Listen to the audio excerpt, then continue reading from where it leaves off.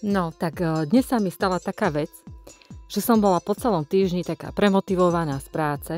Mala som taký pocit, že si potrebujem dať do tela, čo sa tréningu týka.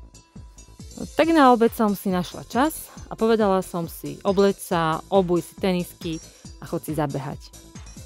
Najlepšie nejaké kopce, aspoň 80 km s poriadnym prevýšením, pretože bolo vonku krásne, slniečko svietilo, tak by to bol hriech sedieť doma.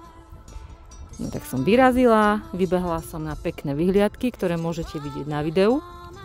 No musím povedať, že dnes to bolo pre mňa fakt náročné, nakoľko som vybehla skoro na prázdny žalúdok. Nevzala som si ani vodu, ani žiadnu tyčinku. A cestou späť mi neskutočne klesol cukor a dobehol ma hlad, že som si myslela, že už ani domov nedojdem. Takže ponaučenie z dnešného dňa: vždy si na dlhší trailový beh zobrať aspoň fľašu s vodou, aspoň, aby som, nedaj Bože, alebo aby sme, nedaj Bože, nedopadli tak, že si budeme volať sanitku a prosiť o infúziu s glukózou.